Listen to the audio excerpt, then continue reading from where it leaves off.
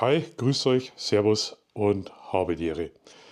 Momentan komme ich leider nicht viel dazu, eure Videos zum Anschauen. Ich wünsche euch an dieser Stelle nachträglich noch schöne Weihnachten. Meine Weihnachten sind so richtig schön bescheiden.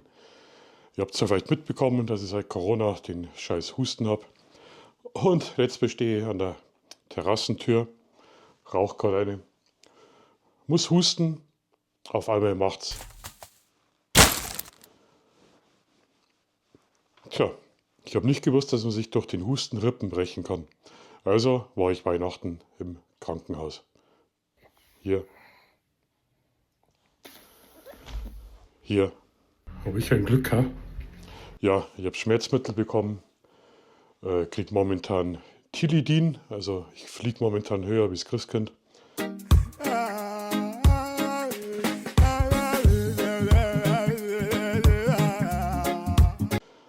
Jedes Mal husten tut höllisch weh. Also ich habe das nie gedacht. Naja, klar, verständlich. So einen normalen Bruch kann man ja schienen und ruhig stellen. Bei den Rippen geht es halt nicht. Jetzt jedes Mal husten, ja, bewegt sich der Bruch, also es sind höllische Schmerzen. Aber es hält mich jetzt nicht auf, ein Video zu machen. Und zwar möchte ich heute unsere Krippe fotografieren. Also bei uns in Bayern ist es Tradition, dass er Weihnachten eine Krippe aufstellt. Das typische Szenario, die drei heiligen Könige, der Stall, das Jesuskind, Maria und Josef. Und wir haben da ganz eine schöne Krippe mal geschenkt bekommen. Die ist von einem Hobbyschreiner damals handgemacht worden. Ist ja dementsprechend alt. Und da möchte ich versuchen, mit der Nikon und meinem 24-200er Teleobjektiv ein paar schöne Fotos zu machen. Und da würde ich euch gern mitnehmen wollen. Aber zuerst, das letzte Video habe ich euch ja angekündigt. Wer über die Musik meckert, den werde ich im nächsten Video erwähnen. Auf die Kanalvorstellung verzichte ich diesmal, weil ich stelle es da genügend Leute vor und möchte es auch nicht am Ende noch länger hinausziehen. Es haben es haben keine Leute gemeckert. Einer hat es verstanden, der Rest von euch nur total nette, tolle Kommentare. Also was für eine Community habe ich. Ihr könnt es nicht einmal so richtige Hater-Kommentare schreiben. Ihr seid ja echt verrückt. Aber wie versprochen, möchte ich euch in diesem Video die Kommentare mal vorlesen, weil die wirklich toll sind. Und das ist mein Dankeschön an euch zurück. Und zwar fangen wir an mit dem Fotobertel. Fotobertel hat geschrieben: Guten Morgen, Markus. Das Licht von oben nach unten gestellt.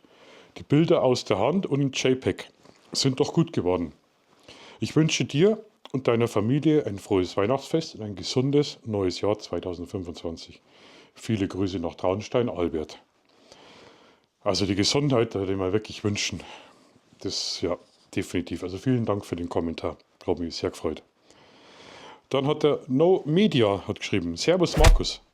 Da hast du aber im wahrsten Sinne des Wortes eine ruhige Hand bewiesen. Die Fotos sind ja null verwackelt. Doch, es waren von 100 waren 99 verwackelt. Also ich habe bloß die gezeigt, die nicht verwackelt sind. Und dafür, dass es gleich JPEGs waren, sind sie auch qualitativ sehr gut. Kann ich selber nicht beurteilen. Es war wirklich schwierig und freut mich. Ist halt bewährte Nikon-Qualität. Kann ich auch nicht beurteilen. Ich habe bloß die Nikon. Aber man hört, die Nikon soll die beste Kamera sein. Ja. Deine zwei Vierbeiner, das ist eigentlich ein Achtbeiner, schaut bloß aus wie zwei Vierbeiner, sind ja allerliebst. Hört er wirklich aufs Wort und das ohne Erziehung. Du flößt halt Respekt ein. Ja, schön wäre es, wenn ihr Respekt einflößen würdet. Meine Kinder wollen auch unbedingt einen Hund, aber ich sträube mich derzeit noch. Wünsche euch eine gesegnete Weihnacht. Kinder, Hund, mach es. Es gibt für Kinder nichts Schöneres wie einen eigenen Hund. Nur kümmern müssen sie sich drum. Aber sie lernen dadurch Verantwortung, sie lernen soziale Kontakte mit einem Tier. Mach es. Es gibt nichts Schöneres wie Kinder und einen tollen Hund. Der Hausmann kocht, genau, da müsst ihr unbedingt mal vorbeischauen. Der kocht, das, aber nicht irgendwie so Pfannerkocher, sondern der kocht richtig hochwertige Sachen. Also das ist irre. Könnt ihr mal vorbeischauen. Hausmann kocht. schreibt, ein spannender erster Versuch, nachts ohne Stativ zu fotografieren, ist definitiv eine Herausforderung. Ja, war's. Aber deine Nikon scheint gute Arbeit zu leisten. Die Aufnahmen aus Bayern könnten mit der richtigen Technik noch beeindruckender werden. Ja, stimmt. Technik wäre jetzt nicht das Problem, sondern mein Können. Frohe Weihnachten und ein gutes neues Jahr. Vielen Dank für deine Unterstützung. Ich wünsche dir entspannte Feiertage und einen großartigen Start ins Jahr 2025. Liebe Grüße, Jörg. Die Grüße gehen natürlich voll zurück. Ich schaue deinen Kanal, ich habe deinen Kanal abonniert. Ich werde mal versuchen, was nachzukochen. Aber es ist schon gehoben, wirklich. Dann Ronnys Wanderlust, in Fachkreisen bekannt unter die Currywurst von Berlin. Ich glaube, aus Berlin kommt der Ronny. Schreibt, hey Markus, einfach wow. Eine absolut coole Mischung aus Film und Fotografie. Und dann noch der Trance und fertig ist das richtig geile Video, welches den Genuss absolut garantiert. Dafür gibt es ganz klar einen fetten Daumen nach oben. Lieben Gruß, Ronny. Ich habe doch im Video gesagt, ihr sollt euch mal so richtig auskotzen über die scheiß Musik. Ihr seid einfach zu gut, also die Community. Walter Kaufmann, der Walter Kaufmann schreibt einen Einzeiler und der hat's verstanden. Igitt, bei der Musik rollen sich ja die Zehennägel auf. Bilder gut, frohe Weihnachten. Danke Walter, genauso wollte ich das. Igitt, bei der Musik rollen sich die Zehennägel auf. Sehr schön. Dann schreibt der Murat Flockt. Hallo Markus. Ich liebe Hunde und Katzen. Für mich sind Tiere oft die besseren Menschen. Die kleinsten sind immer die frechsten. Das stimmt, das stimmt. Man merkt an deinem Videoschnitt, dass dir das richtig Spaß gemacht hat. Die Musik passt perfekt und ist super gut abgestimmt. Echt klasse gemacht.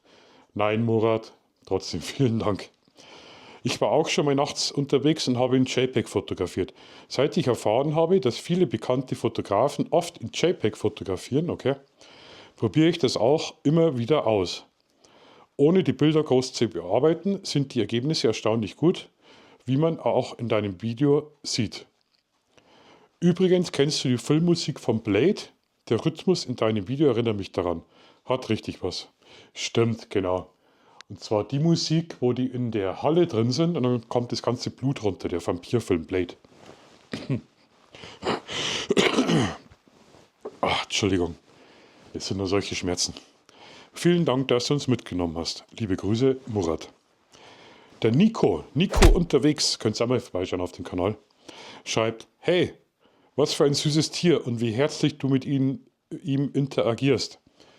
Nico, das mache ich nur, wenn die Kamera läuft. Normalerweise hockt er draußen im Garten im Zwinger, kriegt einmal in der Woche was zum Fressen. Nee, Spaß. Die Einleitung war total schön anzusehen, das freut mich. Musik passt super, finde ich. Wir haben die beiden Fotos, 6:30 und 7:45 am besten gefallen.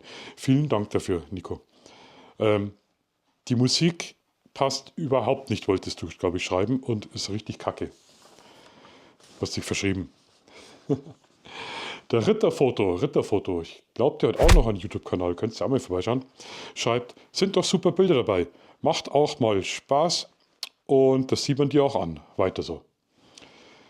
Elisabeth Patchwork hat auch einen Kanal, ganz einen kleinen, könnt ihr auch vorbeischauen, Wahnsinn. Es ist so toll, wie man sich untereinander kennt. Hallo Markus, werde schnell gesund, die besten Wünsche, schöne Feiertage. Wünsche ich dir auch. Nach Wien. Ich glaube, in Wien war das. Der Andreas Weiser schreibt, hallo Markus, dein Video gefällt mir sehr gut. Die Musik ist durchaus passend. Nachts ohne Stativ ist schon eine Herausforderung. Hast du gut geschafft. Noch ein kleiner Tipp, da habe ich echt umgeschaut, wie ich es gelesen habe. Nimm eine Schnur, mach unten eine Schlaufe hin, dann mach sie so lang, dass bei aufrechtem Stand unten an der Kamera befestigt werden kann. Sie sollte leicht unter Spannung sein. So kannst mit etwas Übung die Kamera etwas ruhiger halten. Das hat man früher gemacht, wenn man kein Stativ mitnehmen wollte. Vielen Dank, Andreas. Wir haben ja schon geschrieben, den Tipp wäre auf alle Fälle ausprobieren und wäre ein Video drüber machen. Weil das gefällt mir nämlich richtig, richtig gut. Dann schreibt der Fabier. Der Fabier. Schaut's vorbei. Viele kennen ihn ja ausgewandert, Amerika, Umzug jetzt in ein neues Haus, macht Tagebuch, also Videovlogs. Absolut toller Humor, vor allem wenn er Englisch spricht. Klasse. Also an der Stelle liebe Grüße. Also der Fabio schreibt, Eisenbahnfotos. Der Hund ist aber schön verschmust. Das stimmt. Soll ich mich über die Mucke beschweren, schon bevor ich sie gehört habe? Passt aber zum Video. Sehr gut, Fabio, du hast es erkannt. Du beschwerst dich über die Musik, deswegen habe ich dich jetzt auch hier erwähnt. Naja, euch anderen auch, weil ich komme nicht dran rum. Aber jetzt haben wir es gleich. Der Cayman aus Essen schreibt, meine Nase läuft. Nein, das schreibt er nicht, meine Nase läuft. Ich gehe mal schnell schneuzen.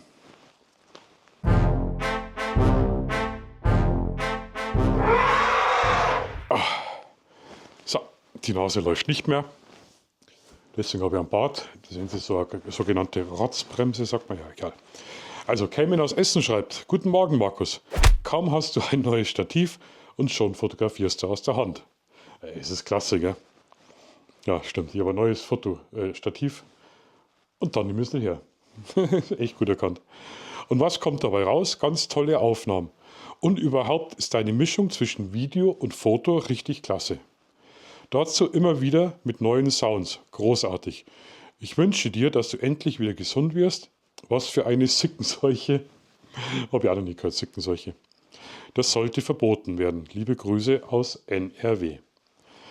Ja, Cayman, das stimmt. Also Sickenseuche, glaube ich, ist so harmlos. Also ich nenne das mittlerweile ganz anders. Also vielen Dank für den Kommentar. Cayman, könnt ihr auch vorbeischauen. Macht ganz tolle Walks durch Essen, zum Beispiel Ruhrpott. Ganz tolle Sachen. Könnt ihr auch gern vorbeischauen. Jetzt kommt der Glanzfilmfabrik. Der Glanzi.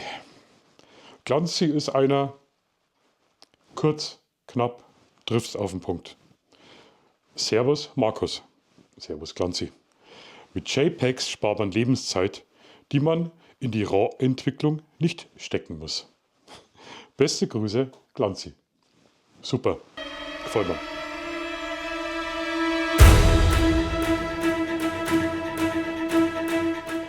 Dann haben wir noch der Bernie. Der Bernie, ein befreundeter Fotograf, hat jetzt auch ein Fotobuch rausgebracht, stimmt.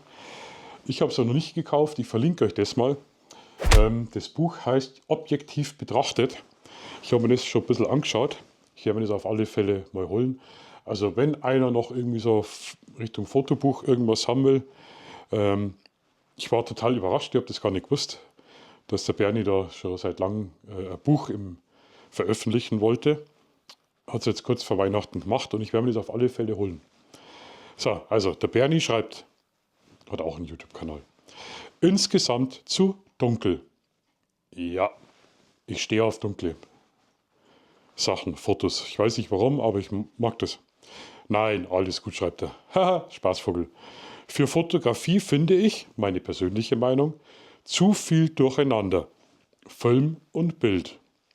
Für die Generation TikTok, also die Leute, die nicht länger als 3 Sekunden sich auf eine Sache konzentrieren können, großartig schnitttechnisch.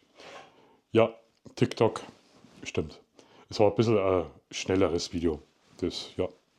Bei manchen Fotos eventuell geringere ISO. Doch auch das ist persönliche Ansichtssache. Gruß, Bernie. Ich finde es immer toll, wenn es Kritiken gibt, weil ich dann einfach durch die Kritiken lerne. Ihr könnt mir Kritiken schreiben, so viel wie ihr wollt. Ich lese die alle und wenn ich wieder unterwegs bin beim Fotografieren, dann fallen mir die Sachen auch ein. Und mit der ISO, ja, stimmt wirklich, im Dunkeln, dann aus der Hand, also Belichtungsdreieck war richtig kacke. Ich hätte eher ein Belichtungsviereck gebraucht, weil die ISO ist wirklich ganz schön hochgeballert. Oder wenn ich die ISO runtergetan habe, ist ja die Belichtungszeit rauf und dann aus der Hand war ganz schwierig.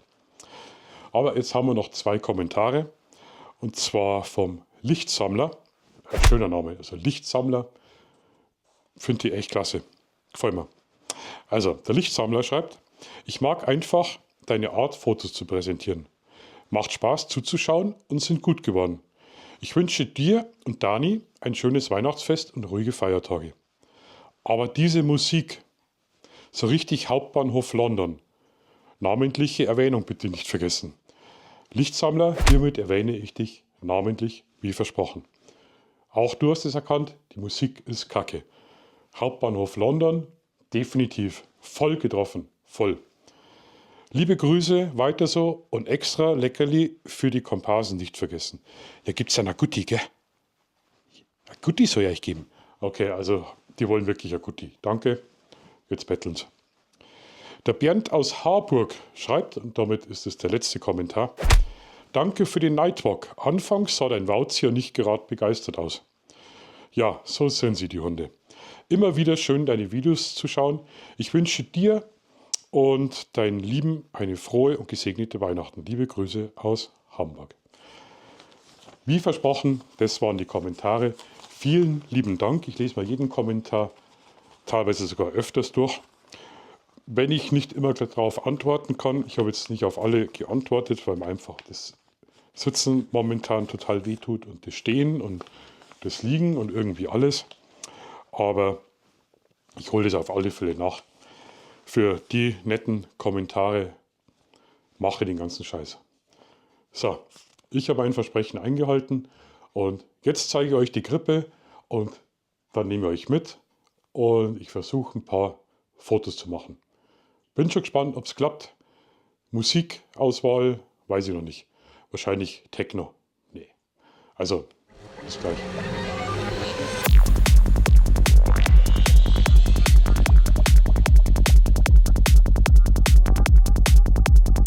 Also, hier steht die große Krippe. Jetzt müssen wir erstmal einen Platz machen. Ich würde gern hier von dieser Seite aus fotografieren wollen.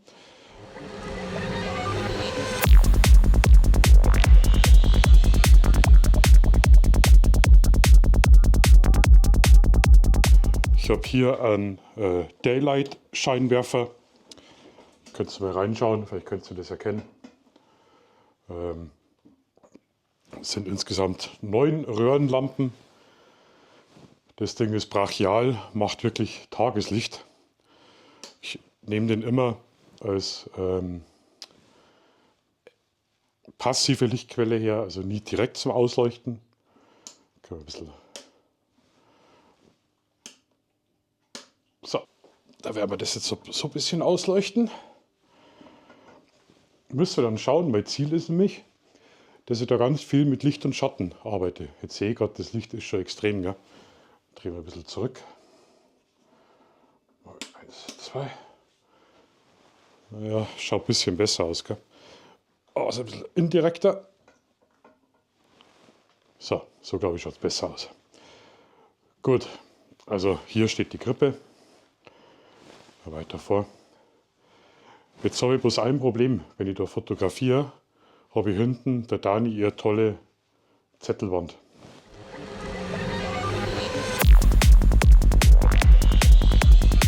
Ich habe nämlich verschiedene Hintergründe. Die können wir mal aufmachen, dann kann ich es euch zeigen. Ich weiß gar nicht mehr genau, wo die überhaupt herkommen. Jetzt knistert es wahrscheinlich voll laut. Machen wir mal auf. Das sind 2 Stück. Das ist so ein ganz dünner Stoff. Rot gefällt mir jetzt nicht so. Da haben wir auf die Seite. Was haben wir noch? Ja. Da haben wir noch. Das, glaube ich, schaut recht gut aus. So ein Grau. Schaut's her. Ich glaube, das schaut recht gut aus. Jetzt muss ich bloß schauen, dass ich das dahinter kriege, ohne dass ich irgendwas kaputt mache.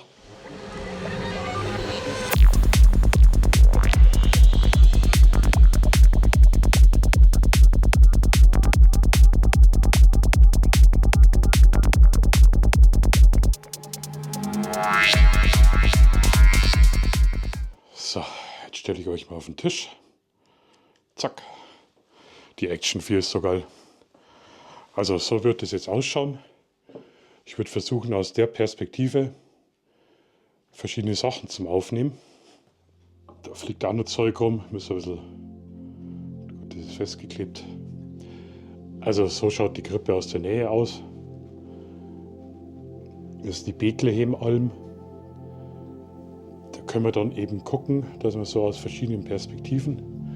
Ich muss die bloß noch aufbauen. Schaut mal. Die Nordseite auch umkaut. Wo immer der da drauf kehrt. Da haben wir einen Kasper, Melchior. Und ja, unser Balthasar ist dunkel. So ist es einfach. So war es schon immer. Da liegt jetzt noch. Da liegt noch eine Axt. Weil die ist mit so viel Liebe gemacht, die Krippe. Das legen wir da drauf. Wie gesagt, das war ein Schreiner oder Hobby-Schreiner. So. Den Kamin, der nervt mir jetzt, dass der nicht stehen bleibt.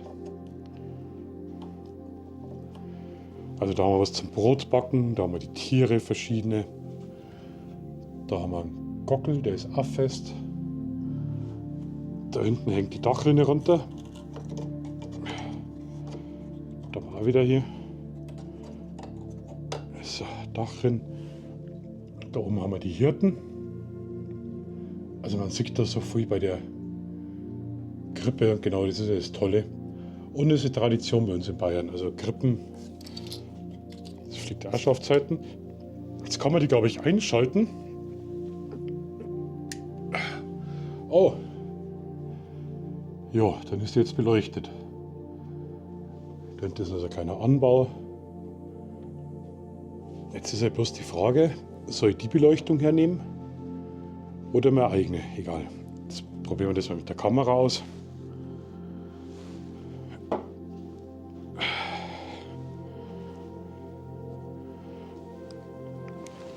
So, ich habe nämlich hier von Rollei so eine kleine Softbox.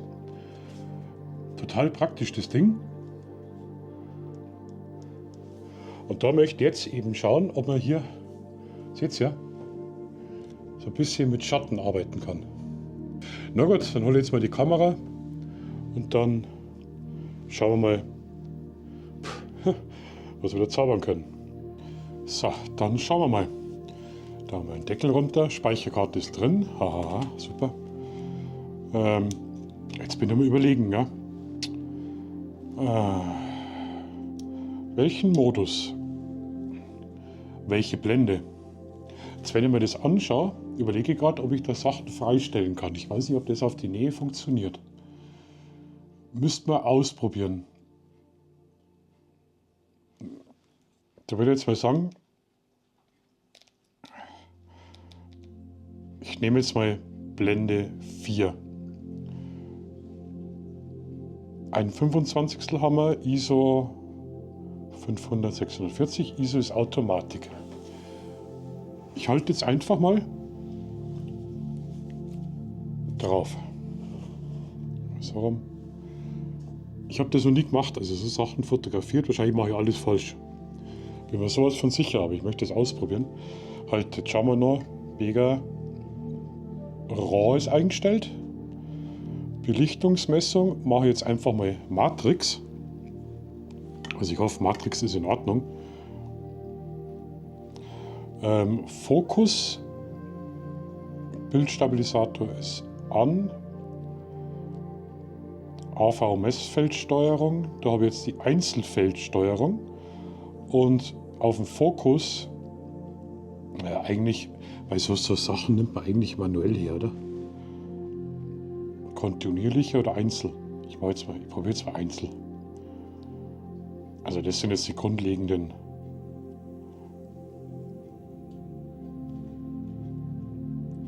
Ah ja, jetzt kann ich da praktisch den Punkt verschieben, den Fokuspunkt, und kann man da genau den Fokus setzen, wie ich ihn haben will. Jetzt probiere ich einfach mal. Also zack.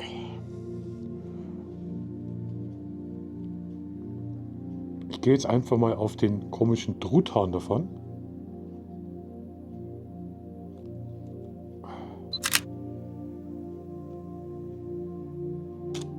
Oh, Belichtungszeit ist ganz schön lang.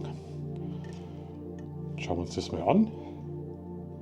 Okay, ich weiß nicht, ob ihr das erkennen könnt, aber im Hintergrund, dem Bouquet, schaut recht gut aus. Also das klappt. Verrückt. Mit dem Licht habe ich jetzt noch gar nichts gemacht, noch gar nichts. Das war jetzt erstmal so ein Testversuch. Ist schon ganz schön weit weg. Also, ich weiß nicht, mit 24 mm, wie weit das da ran kann. Wie gesagt, ich kenne mich mit so, ist ja fast schon Makro, kenne ich mich gar nicht aus. Deswegen nehme ich euch mit. Jetzt schalten wir mal das Licht ein. So, und dann schaue ich mal.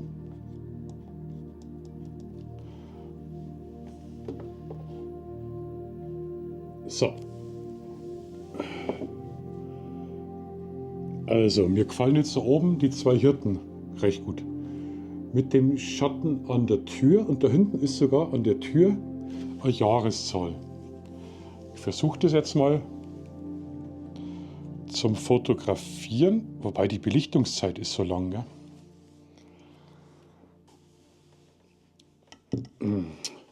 Was ich da jetzt für ein Problem habe, ist die Perspektive, weil ich finde solche Perspektiven langweilig. Ich finde so seitliche Perspektiven spannender. Wisst ihr, was ich jetzt mache? Jetzt packe ich meinen Stuhl und wechsle auf die Seite, weil dann kann ich nämlich seitlich drauf fotografieren.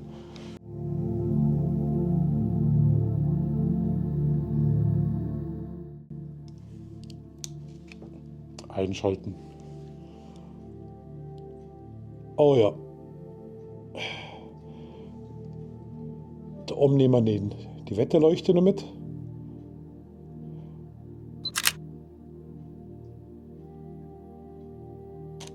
So. So Krippen haben halt bei uns richtig Tradition. Gell? Das ist als Kinder sowieso toll. Gut, früher habe ich als Kind den heiligen Batman noch gehabt, der war da auch mit dabei. Der hat dann das Jesuskind gerettet vor den heiligen drei Königen. Jetzt probieren wir das mal noch weiter Seite. Okay, das schaut. Ja, das ist der Hintergrund nicht ganz drauf. Okay.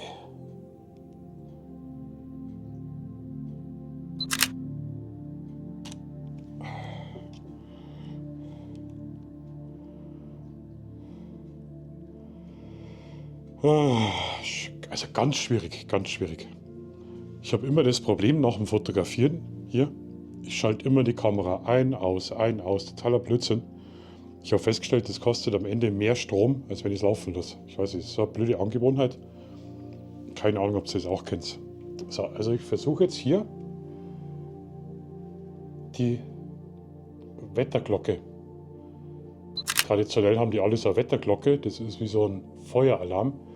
Da geht normalerweise ein Seil komplett durch das Haus, im Stiegenhaus, im Treppenhaus. Und wenn Feuer ausgebrochen ist oder was, oder Unwetter ist, das war ein Feuernotruf. Wenn die geläutet hat, dann sind die Bauern zusammengekommen. Haben wir sogar letztes Mal bei meiner Schwester gesehen. Vielleicht kann ich da mal kurz Bilder einblenden. Da hat mich der Nachbarshof gebrannt. So, jetzt aber, ich schweife ab. Man sieht es da durch den Wald da drüben.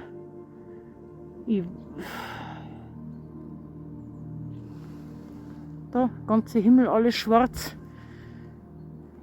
Ich hoffe nur, dass das nichts Giftiges ist, was da abfackelt.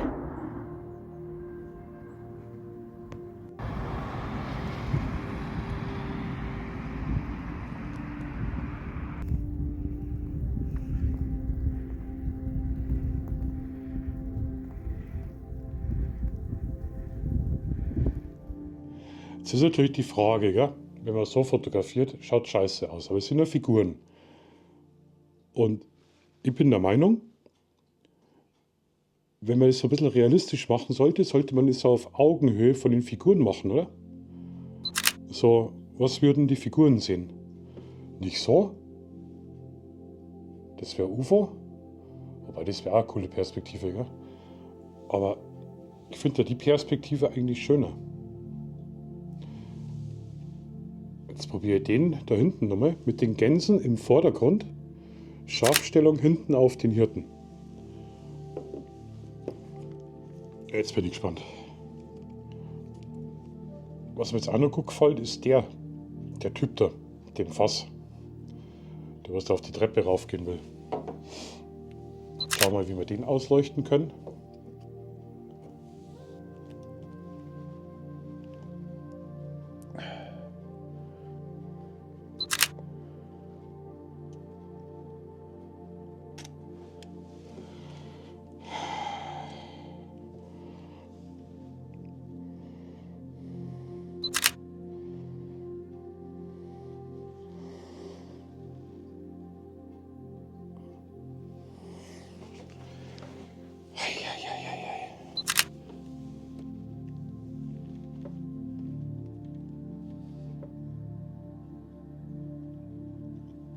Wahnsinn, was er dort Details entdeckt.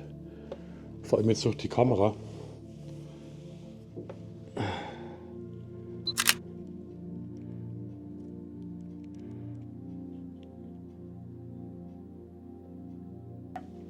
Also mit Rippenbruch ist es echt anstrengend. Schaltet aber wieder Licht ein. Ei. Aber ich glaube, das sind jetzt echt tolle Fotos waren. Ich bin jetzt echt gespannt in der Fotoentwicklung. Blendenstern, weiß ich nicht. Ich hoffe, es war nicht zu langweilig. Das seht ihr aber, wenn ihr Tipps habt oder Anregungen. Ich bin um alles dankbar. Ich habe sowas jetzt gerade zum ersten Mal ausprobiert. Wahrscheinlich alles total kacke. Blitz, weiß ich nicht. Mit Blitzfotografie kenne ich auch noch nicht aus. Ich habe keinen Blitz. Ich habe es jetzt ohne probiert. Und über eure ehrlichen Kommentare, Kritiken, Hilfestellungen wäre ich euch total dankbar. In diesem Sinne, jetzt muss ich alles wieder abbauen. Also, danke und ich wünsche euch noch, falls wir uns nicht mehr hören, sehen, lesen sollten, einen guten Rutsch ins neue Jahr und ganz viel Gesundheit. Ciao, ciao.